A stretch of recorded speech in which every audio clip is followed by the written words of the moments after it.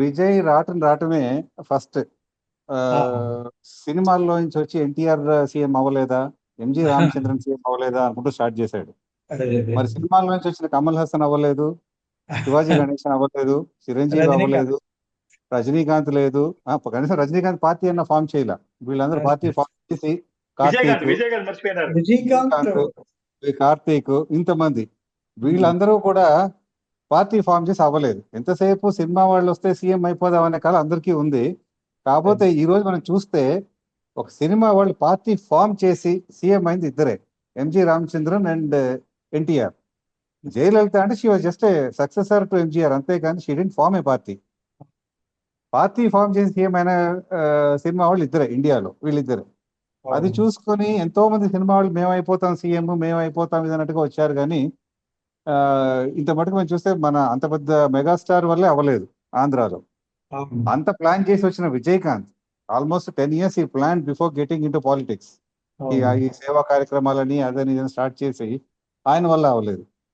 అటువంటిది even further matter మనం రజనీకాంత్ చూసాం, ఎంతో ప్లాన్ చేశాడు ఆయన, అట్లీస్ట్ ప్లాన్ చేసినట్టుగా చెప్పారు కనీసం, కానీ ఆయన వల్ల అవ్వలేదు.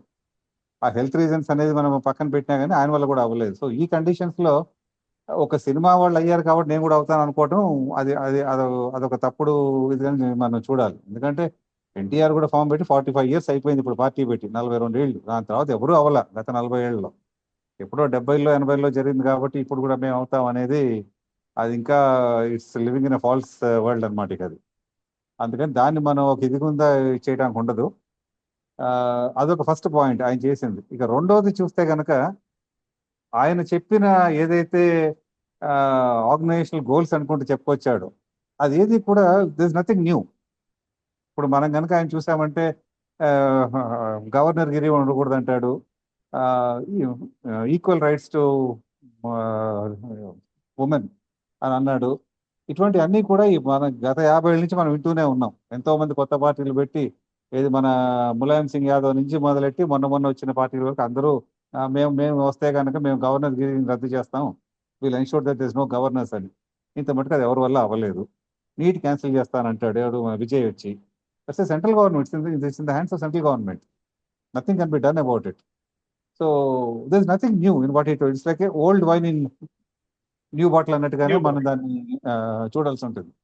ఇప్పుడు విజయ్ చెప్పిన ఏ ఏ ఒక్క ఇది కూడా చూసారంటే కూడా this nothing new in it, అందరికీ తెలిసినయే. కాకపోతే ఆయన ఆ, ఆ సినిమాటిక్ ఫక్కీలో ఆయన ఎలా చెప్పాలో అలా చెప్పాడు. కానీ నథింగ్ యూ అంటే క్రౌడ్ వచ్చారు అని అనొచ్చు ఓ పక్కన, సినిమా వాళ్ళని చూడటానికి ఎటు వస్తారు క్రౌడ్, అదొక అడ్వాంటేజ్. మనం మన 2019లో ఆంధ్రాలో చూసాం, పవన్ కళ్యాణ్ చూడటానికి బోల్డ్ మంది వచ్చారు, మరి ఆయనే ఓడిపోయాడు. మరి ఇప్పుడు అదే పరిస్థితి ఈ రోజున విజయ్ పోటీ చేస్తే ఆయన గెలుస్తాడు, ఆయన సీట్ ఆయన గెలుస్తాడు అనేది first point. Forget about other candidates. ఇది ఒక మెయిన్ ఇష్యూ కింద నేను చూస్తాను. ఎందుకంటే విజయకాంత్ లాంటి అతనే హీ స్ట్రగుల్ టు విన్.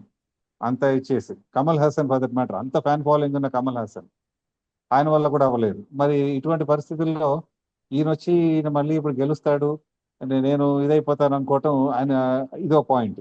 మూడో పాయింట్ నేను ఏం చూస్తానంటే ఐఎమ్ ఓపెన్ టు అలయన్సెస్ అంటాడు. ఆయన చెప్పిన ఇంకో మాట, ఓపెన్ టు అలయన్సెస్, నేను పవర్ లోకి వస్తే everybody will have a share in power అనేది ఇంకో పాయింట్ ఈయన చెప్పింది.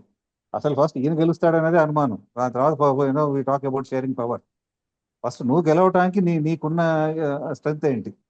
అక్కడ వచ్చిన 3 లక్షల మందో 4 లక్షల మందో చూసుకొని ఇక నేను వచ్చేసాను పవర్లోకి అనుకోవడం కాదు కదా.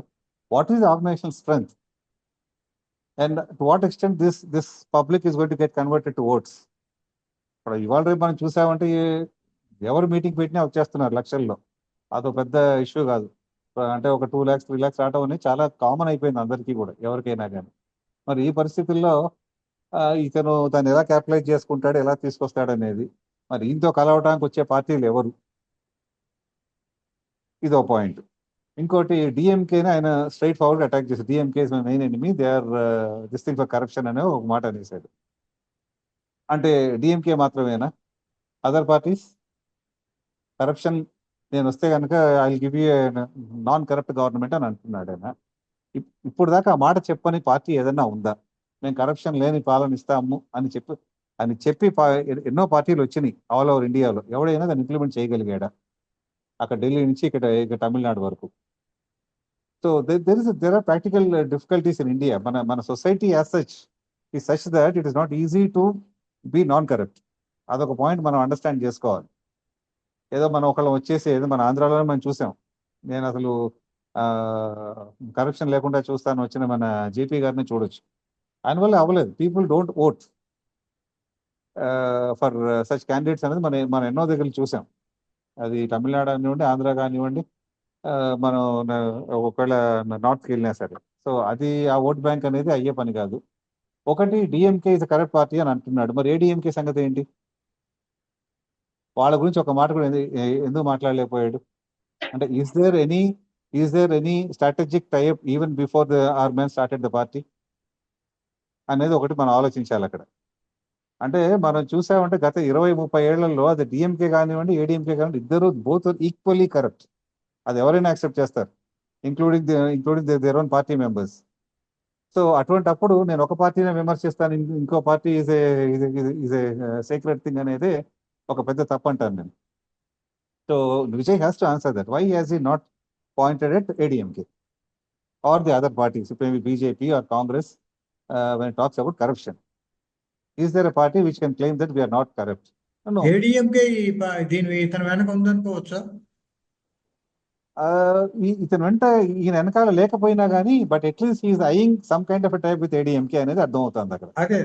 That's why he has gone soft on them. Definite గా ఫ్యూచర్ లో, ఎందుకంటే మొన్న జరిగిన ఎలక్షన్స్ లో పార్లమెంట్ చూస్తే I think ADMK got around 20% vote share from the heydays of 35 to 40%. So 50%. రెండోది వాళ్ళకి ఇప్పుడు there is no crowd puller.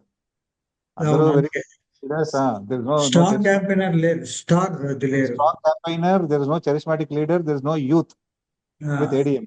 Everybody has become old. అదొక యాంగిల్ మనం అక్కడ ఇచ్చేయాల్సి ఉంటుంది అక్కడ. ఇది యాజ్ ఫార్ యాజ్ ఏడీఎంకే. ఇప్పుడు ఏడీఎంకే కనుక ADMK and Vijay if they tie up, we don't know, there may be a good chance. We don't know. Like others like probably VCK ఇవన్నీ వస్తే maybe they give a formidable. Sorry for interruption. చెప్పండి. ఇప్పుడు మనం అట్లా చూడకుండా ఇటు చూడండి మీరు. ఇన్కంబెన్సీ, యాంటీ ఇన్కంబెన్సీ అనేది ఒకటి పీపుల్ మైండ్ లో ఉంటుంది ఎప్పుడు. అందువల్ల the BJP is the ruler of the central, DMK is the ruler of the state. అందువల్ల వీళ్ళని కౌంటర్ చేస్తాము, so we can flourish it out attend రావచ్చు. లేదు వాళ్ళే కూడా to divide the vote bank, to share the vote bank, they would have funded him and they would have brought him also to అనిపిస్తుంది ఇక్కడ. So we'll have to DMK. So that's what we look at it. And because there are other parties which is spranging up. ఒకటి ఇంకొక party చూస్తే ఇప్పుడు చెప్పినట్టుగా ఏడీఎంకేని ఇంకా పడగొట్టాలంటే బీజేపీ థాట్ సంథింగ్, అండ్ డిఎంకేని పడగొట్టాలి బీజేపీ కూడా థాట్ సంథింగ్. సో ఇట్లా ఒక ఇప్పుడు అలా చూస్తే కనుక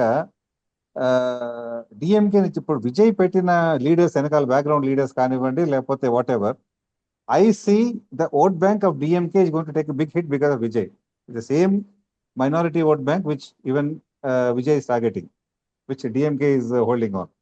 The same backward community or the SC community, whatever the VCK party vote bank is what even this guy is targeting, Vijay is targeting. And of course Ambedkar this thing, which is the core vote bank of DMK. He not put MS Subbulakshmi or somebody to target those votes. Even ADMK కూడా మీరు చూస్తారంటే అలాంటి vote banks చూస్తారు. ఇప్పుడు including I can say that మీరు 40%, 60% of the people who are voting it, total గా 100% లో 40% are not voting it. Who are the 40% who are not voting it? Yes. అట్లా మనం క్యాలిక్యులేట్ చేసుకోండి. ఆ 60% లో who are the majority people voting it? Yes. So ఇలాంటి lay people they are flushing out, they are campaigning it out, they are voting it out. So అందులో వాళ్ళనే target చేస్తారు. మీరు ఇండియాలో ఇప్పుడు మనం చూసినప్పుడు, I don't know about India also, I can say that Tamil Nadu every pocket లో అంబేద్కర్ ఫోటోస్ ఉంటుంది. Why you want to keep on Ambedkar photo? It's gather the a mass of it. అందుకే మనం ఎక్కడ చూస్తే ఆ టార్గెట్ లోనే ఉంటారు. అంటే they are the people who don't know anything about politics, who are living in the poverty. So they want to capture, they want to encash that vote bank. అందుకే ఇప్పుడు even this Vijay also Ambedkar తీసుకొచ్చి అక్కడ పెట్టుకున్నారు. Everybody wants to target that vote bank. Ravi garu, this Yeah. Shashikala faction, which is desperately trying to make a re-entry,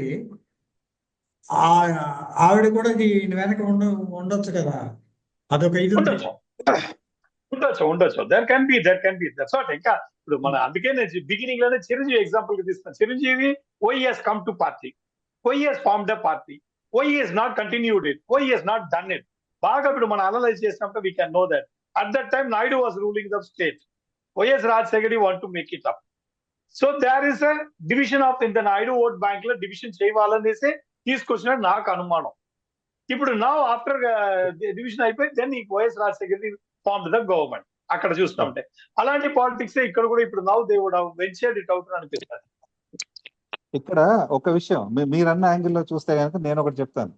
maybe BJP wanted to break the vote bank of maybe BJP wanted to break the vote bank of DMK. That is why they would have got, because it's the same vote bank. See, tomorrow, if a DMK candidate is standing and a Vijay's party candidate is standing, the minority community will be in a dilemma whom to vote for, but not the majority community. ఆ charisma మీద విజయ్ గా use చేస్తారు. No, minority communities are owning DMK as of now. If Vijay comes in, the section of one section of minority community is going to look at Vijay, which is going to dent DMK's vote bank. DMK vote bank Christian అంటారా? Yes. కాదు, ఇది not, అతను full Christian కాదు కదా, just converted. మొన్న Christian గా convert అయ్యాడు. అంతకుముందు ఈ was Hindu. No. Maybe his father would have converted. We don't know. As far as he is concerned, he is a Christian. As of now, he is looked at as a Christian only now.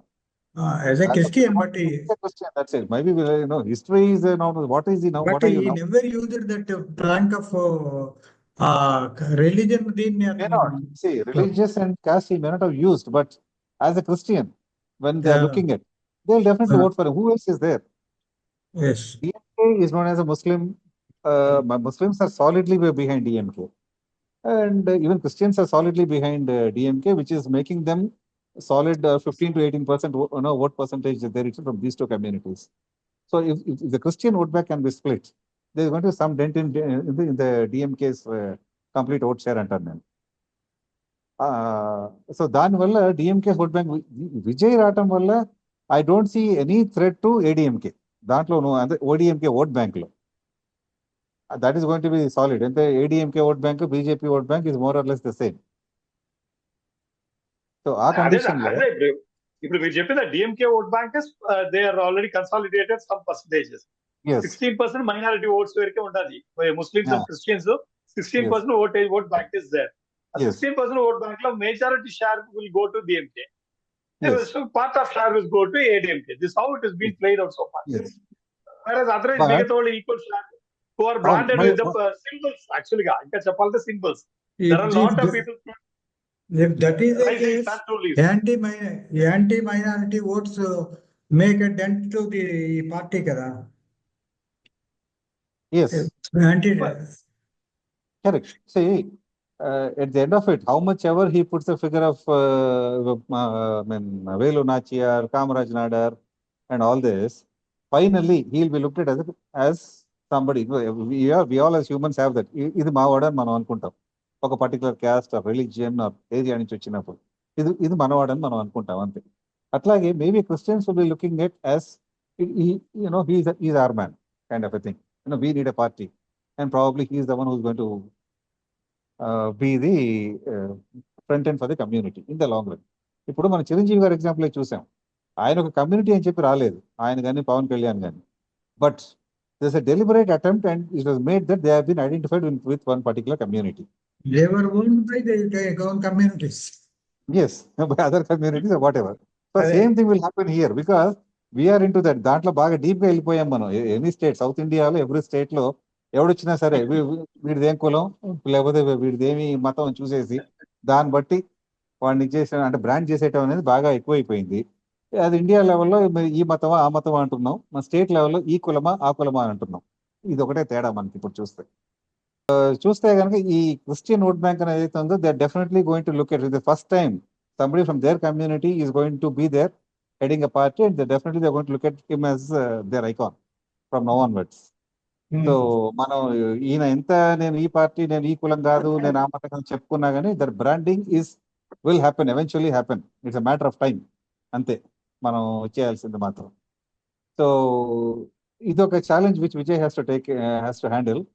And second, if is branded by Christian అయితే you will have to antagonize the Hindu courts కదా. yes, that's going to happen. That is why I said ఒకవేళ ఆ branding అనేది ఇటు జరుగుద్ది, matter of next 6 months to 1 year లో జరుగుద్ది. Minority vote bank అనేది వచ్చినప్పుడు డిఎంకే నుంచి the Christian vote bank is going to split and go. So this is where I see a possibility where BJP is behind this entire episode.